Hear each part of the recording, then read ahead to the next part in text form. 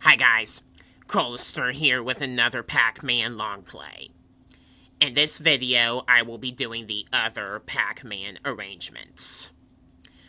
Before this point, I already did a long play of the arcade Pac-Man arrangement from 1996.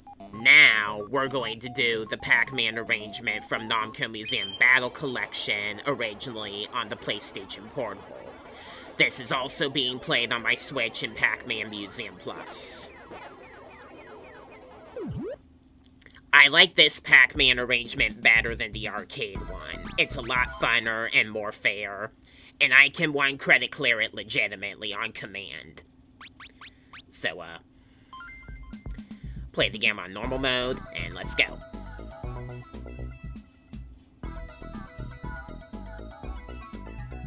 I like to let the music loop on the title screen. That's what's going on.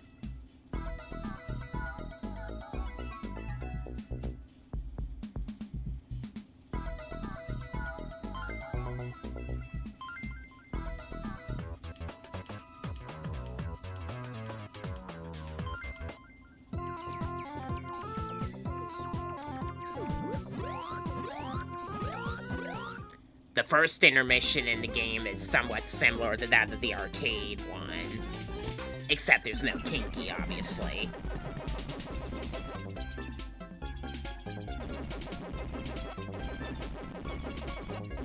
Being that this is a Pac-Man game, I feel there's no need to really explain how the game works.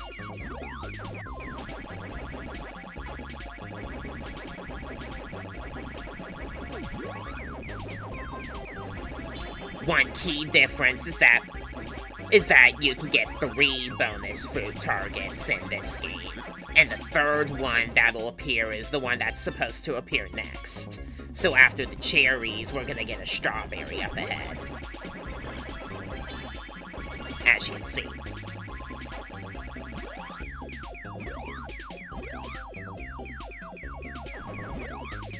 You shouldn't trust the flashing ghosts while a power pellet is about to wear off in this game.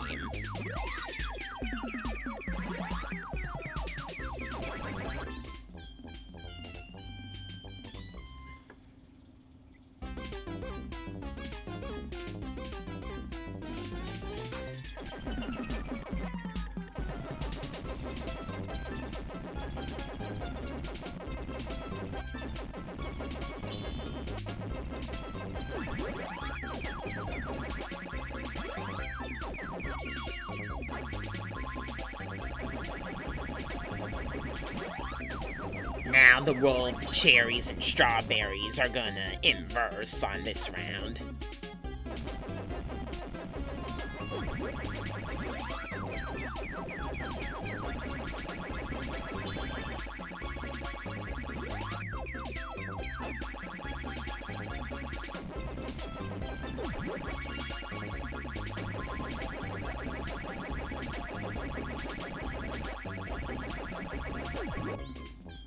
I'm going for survival, not score, so, like it matters.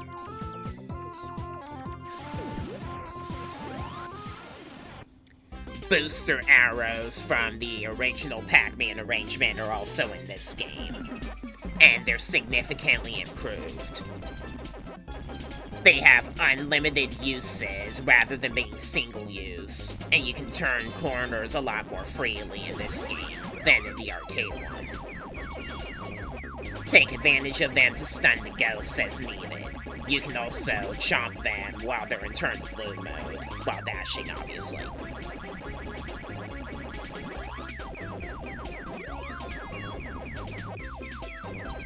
You may notice that the layout of this maze looks a lot like, at least design-wise, Pac-Man arrangement from the arcade, so they clearly took inspiration from it while making this Pac-Man arrangement game.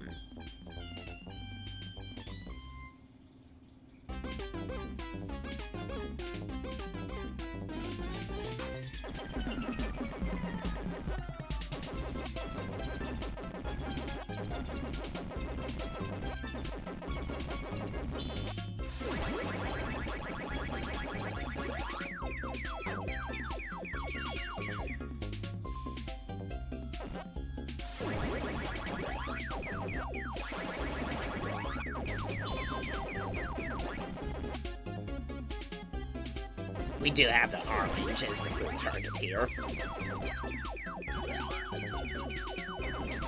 It's very easy to accumulate extra lives in this game. You should take advantage of that if you're trying to beat the game on 1 credit like I can.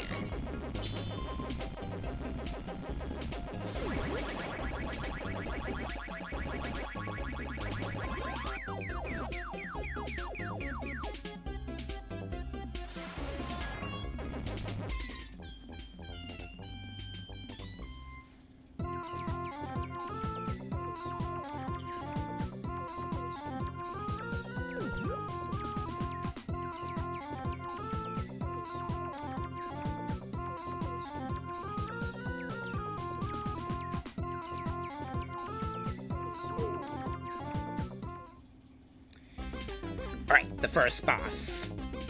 The giant Blinky runs around the stage in a ribbon kind of shape pattern instead of chasing you, so you can memorize where he moves.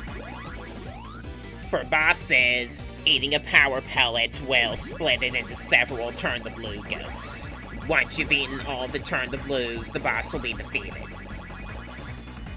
The power pellets will respawn after a while.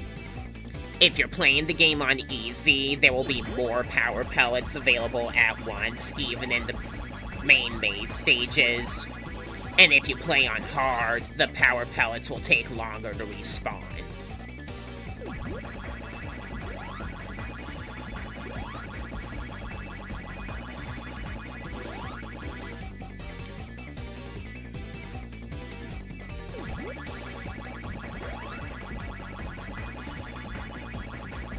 There, easy.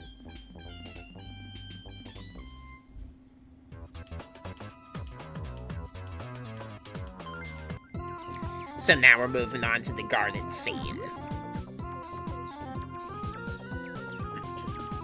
Some mazes will have opening and closing door sections like you see in this intermission. Those can be annoying if you're not careful.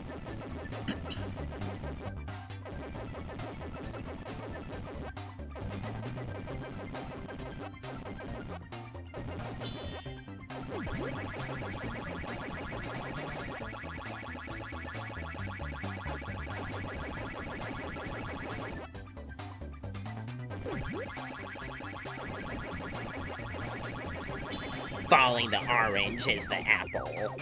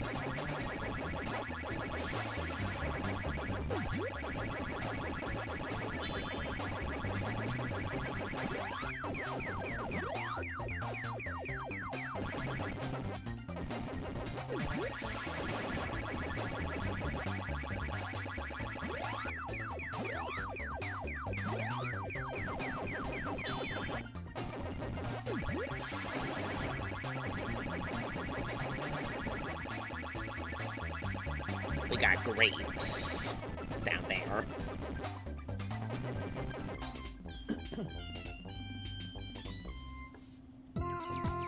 Alright, so now we're getting introduced to teleport pads. Those were in the arcade Pac-Man arrangement as well, in the form of jump pads, if you may remember. You'll teleport to the respective other teleporter of its color. Some stages have trippy warp pads, which will take you to any of the other warp pads in the maze at random.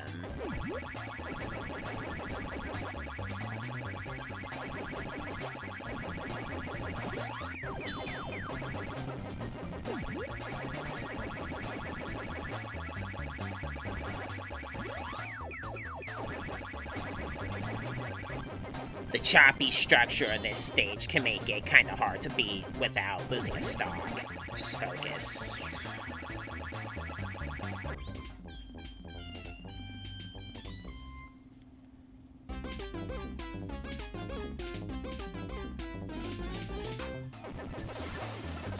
I messed up this stage due to reckless performance.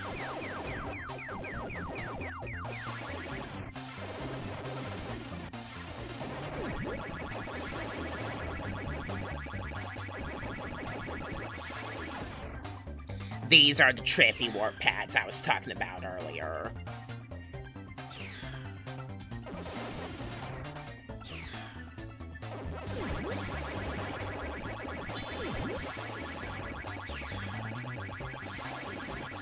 I was late to see the section of dots I was missing earlier, and that ultimately resulted in me getting ambushed. Just remember, you have instant continue for losing a stock. You'll just reappear in the middle of the maze where the starting point is, and you can continue from where the dots and ghosts previously were.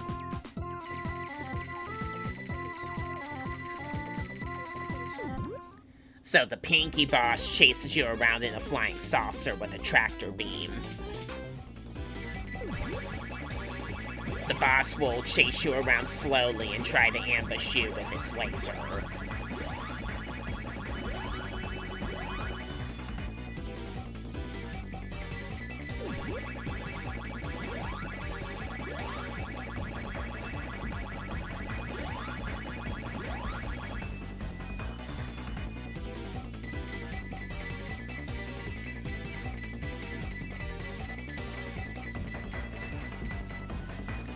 It'll then teleport and attempt to ambush you before attacking again. And you have to wait patiently for another power pellet to appear here.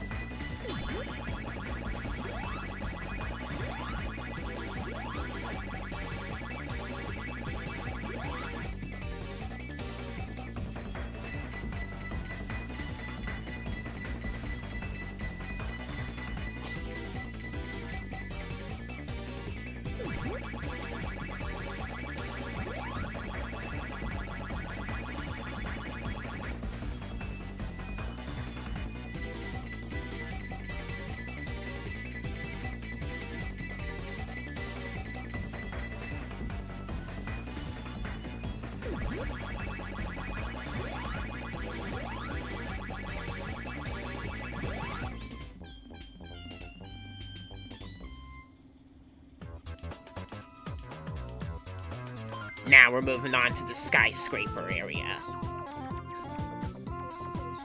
The mazes you see in this area will have elevators that can take you onto the upper or lower level of the stage, based on the number you see on them.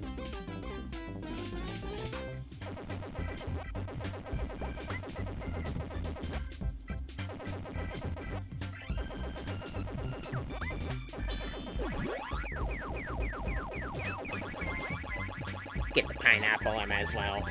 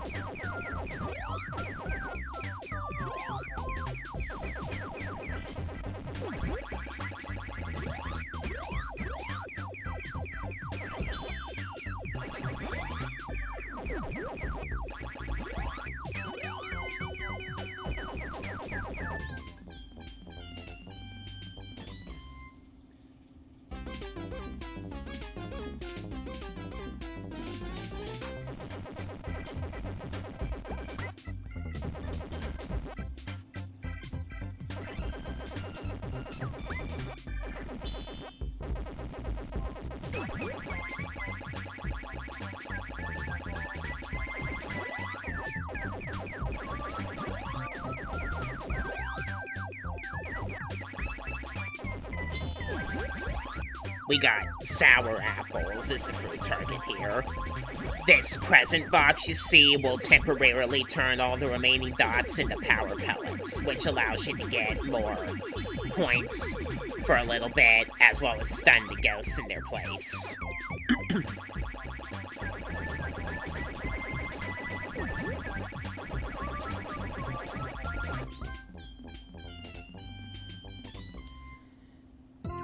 Specific power-ups only appear in specific stages in every playthrough, I should probably mention.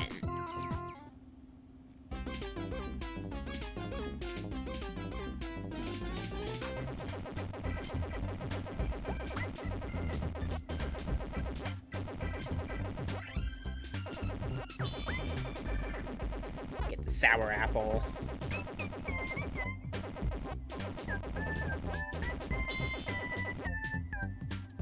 Get that one as well. Now I have to wait for the elevators.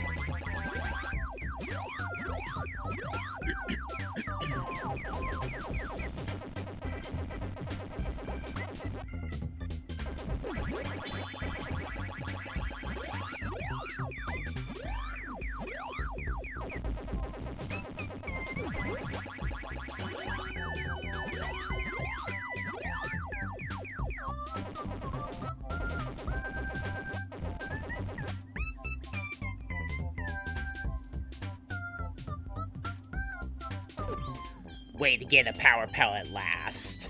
I was just being reckless.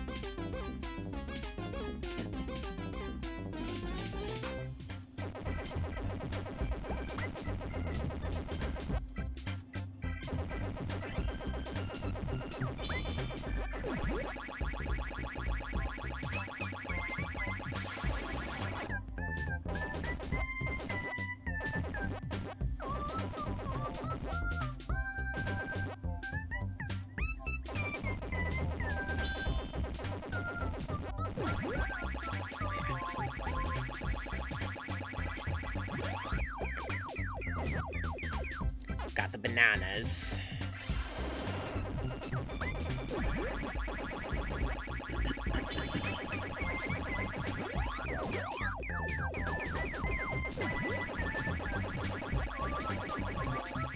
There we go.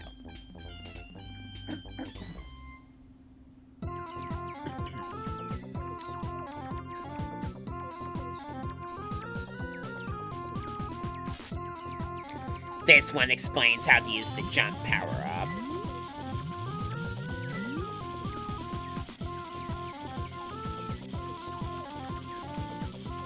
Which we're gonna use in this boss battle. This game, along with the respective Galaga and Dig Dug arrangement games, were also featured in Namco Museum Virtual Arcade on the Xbox 360. And in Pac-Man Arrangement and that compilation, they removed the jump and manual dash power-ups. Trying to make the game harder, so it's harder to one credit clear, I guess. Since apparently they didn't want people to do that in that compilation. Is that why the red necklace was rendered ineffective in the Tower of Druaga in that game? Perchance, Namco?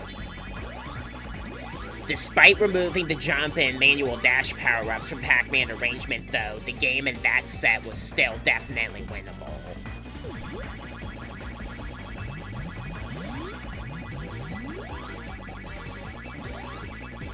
Because you can still dodge the lightning strikes the Inky boss does, you just gotta move to the clear opposite side of the arena.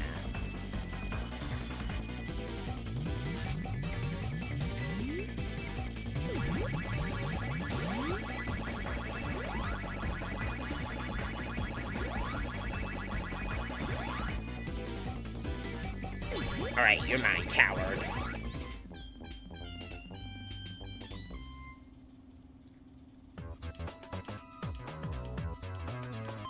Moving on to the construction area.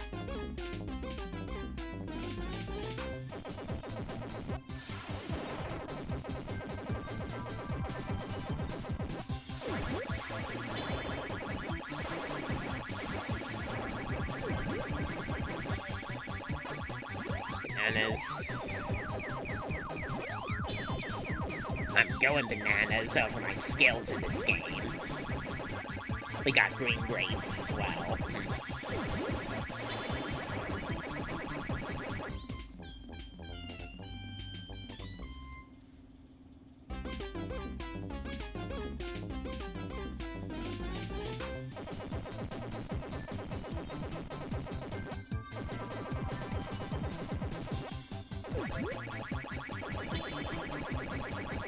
It can be very easy to get ambushed at the top of the stage, so I would advise going there wisely. Or while you have a power pellet in effect like I did.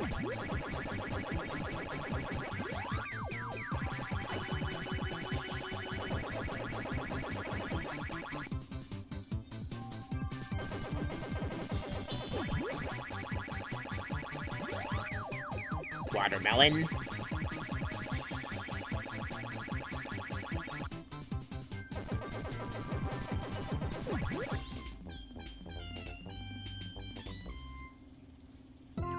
Here's where you're introduced to the manual dash power-up. You may have noticed that there was a pack symbol that would rev up if you used the dash arrows. This will appear once you pick up a manual dash power-up, which is represented by a Pac-Man shoe. You see there. Just hold it down until the meter fills up, then release it, and you can dash at high speed and stun ghosts.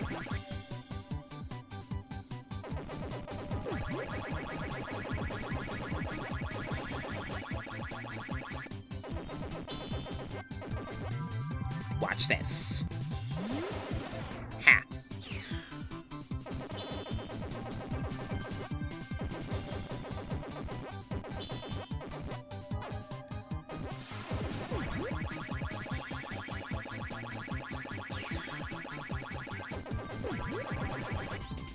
I focus on survival over score.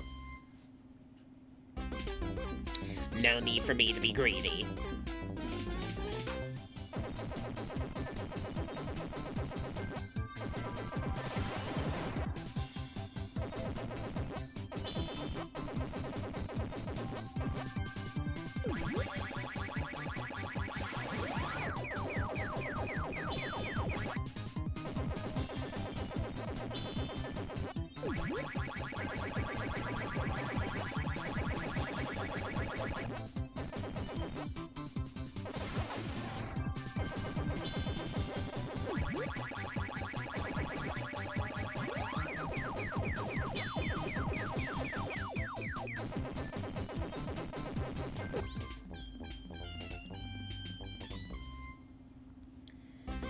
The Clyde boss is fighting you in a front-end loader. It'll chase you around the maze in vertical and horizontal directions only, and will dash towards you once you get in front of it. Take advantage of the conveyor belts you see to go faster while dodging him, as you're waiting for power pellets to become re-available. Not that hard of a boss. All it takes is memorization.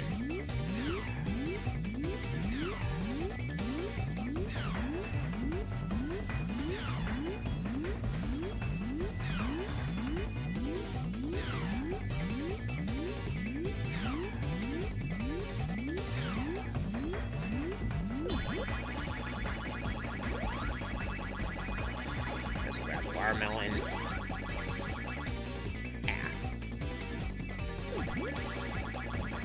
Alright, moving on.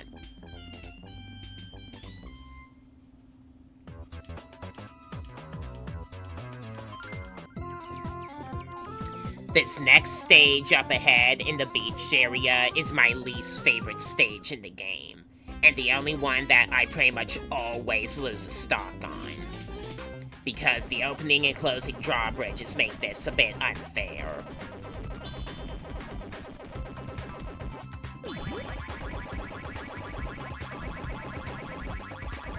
This recording was no exception. You do have the double vision power-up from the original Pac-Man arrangement in this game, and it lasts until you lose a stock. However, that doesn't help. I hate this stage so much.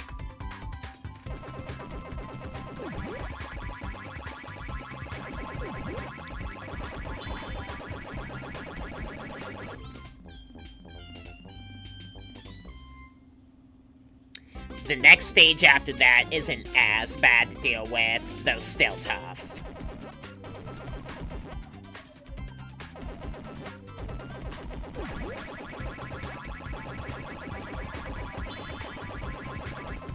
I just love how they have the watermelon and the melon back-to-back as fruit targets in this game.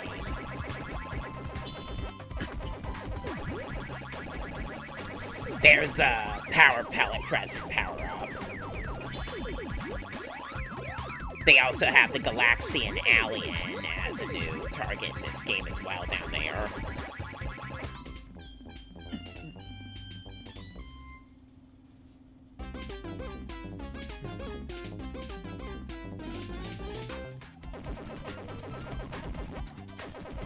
At least we're free of the drawbridge torture.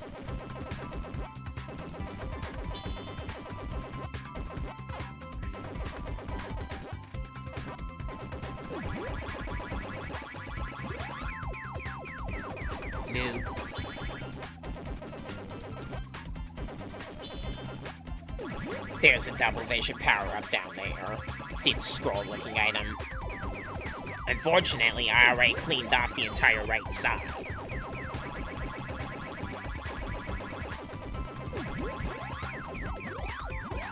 I can still chomp that ghost, though. And I got the Galaxian boss as well.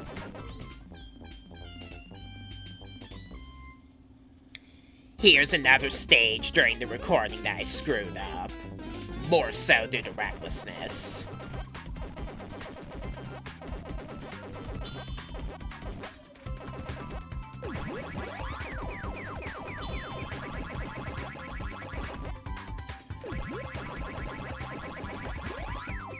You do get a jumping power-up in this stage, and I just didn't make good use of it, we'll put it that way.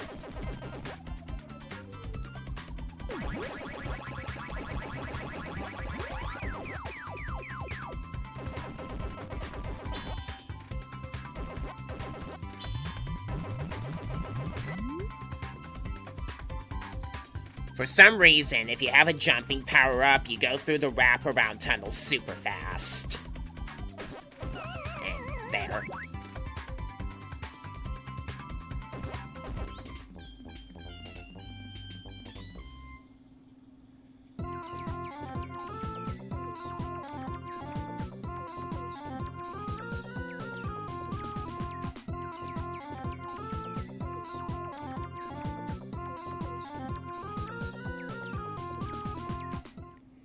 Here's kind of a fun boss.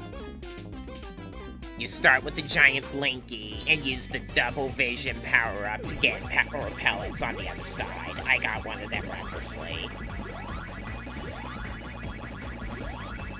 Just gnaw him away. Then Pinky appears. The Blinky goes around in the ribbon-style formation like he did in the first battle, and the Pinky one will actually chase you.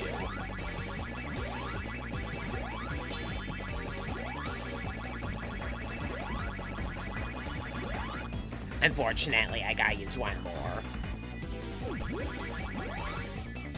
Then you go up against Inky and Clyde simultaneously. Clyde moves around in a ribbon pattern, and Inky will slowly chase you. You can get crazy big points here.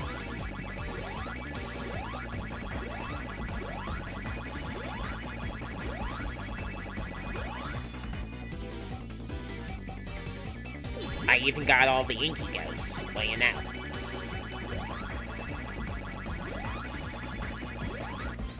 You have to be pretty coordinated to do this boss fight well. Still a lot easier than trying to play Libble Rabble or The Return of Ishtar with only one player, though. And even I managed to do The Return of Ishtar. You probably know this by now that power pellets are wearing out faster. You'll have that in any Pac-Man game. So we're in the Ghost Mansion now. This is the final world.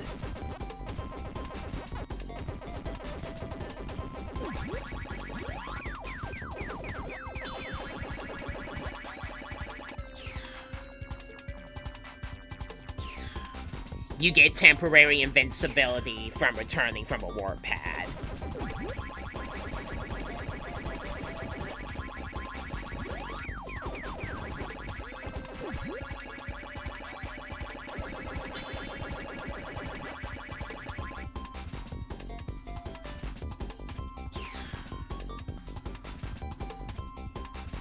got the bell.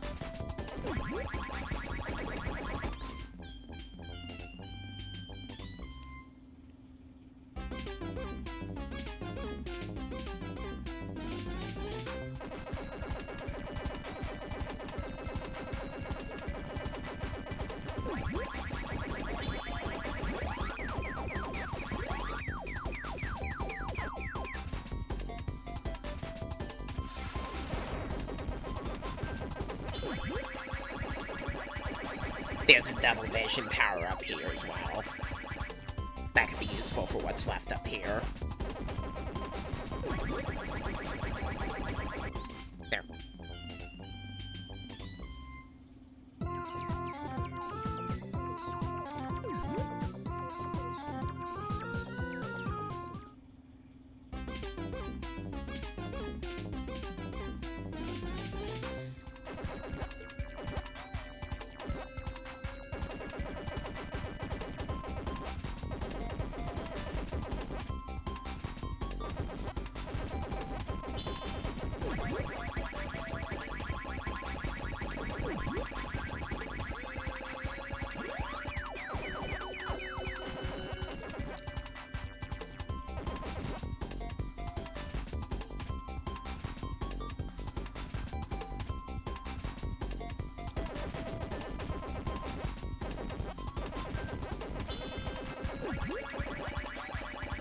They got a padlock as a fruit target here. There's also a manual dash power-up there.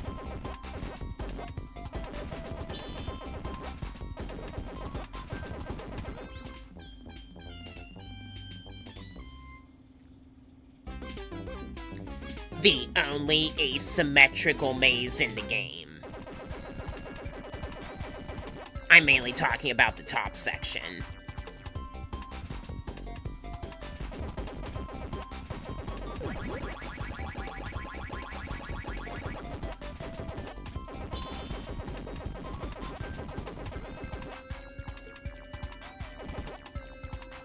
Move it, Blinky.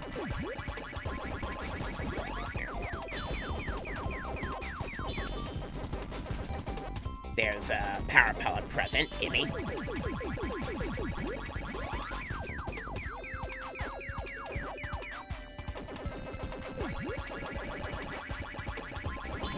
And then the key appears as the final kind of fruit target that can appear.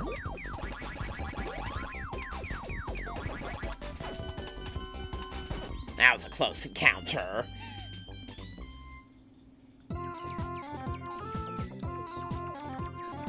Alright, so the Ghost Quartet are going to a trippy warp pad.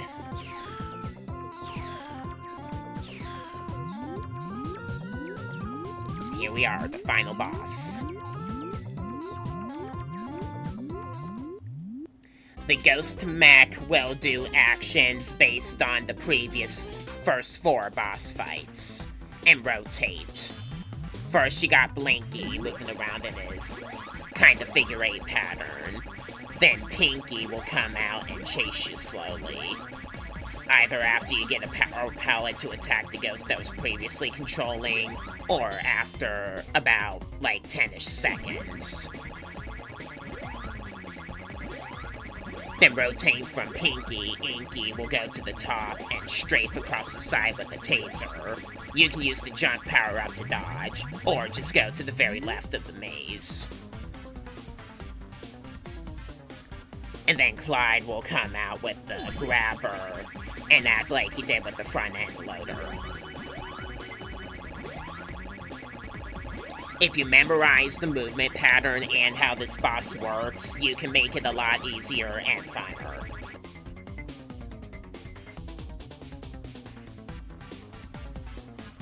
Like you saw, I purposely waited for Pinky to switch out from Blinky before I ate a power pellet.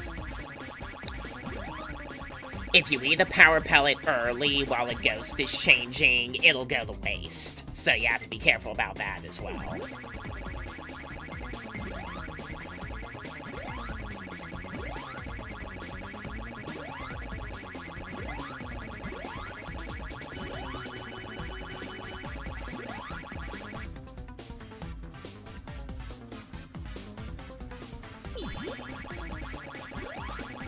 I didn't mean to attack Blinky. That just accidentally happened.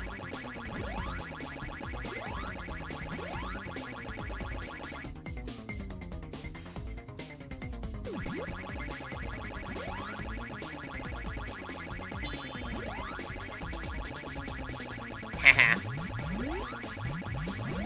Well, we got rid of Pinky. That's one down.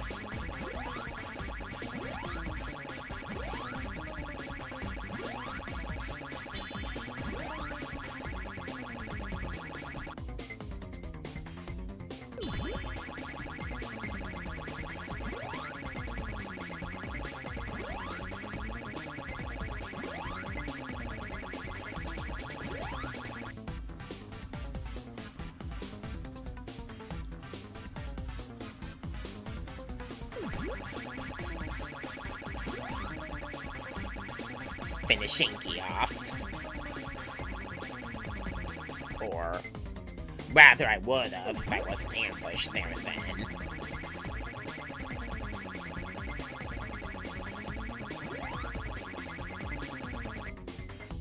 You have to wait a little bit longer. Alright, now Inky is done for.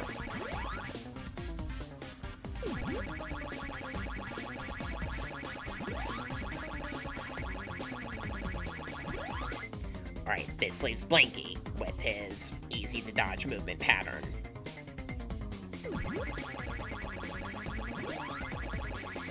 The machine still kills you on contact also, so you gotta be careful of where you eat the power pellet where there are no ghosts left. And with that, Master Opponage beats the game, losing no stocks to the final boss. Then we got staff credits, the original staff credits from the Namco Museum Battle Collection game.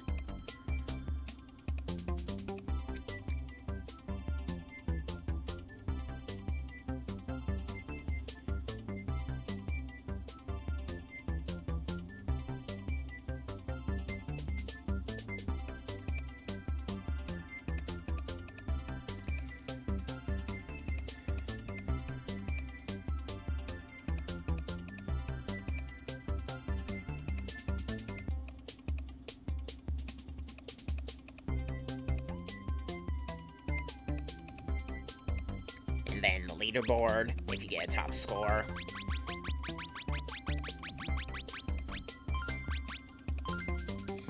And yeah, that was Pac-Man Arrangement PSP version. One of my absolute favorite of the Pac-Man games.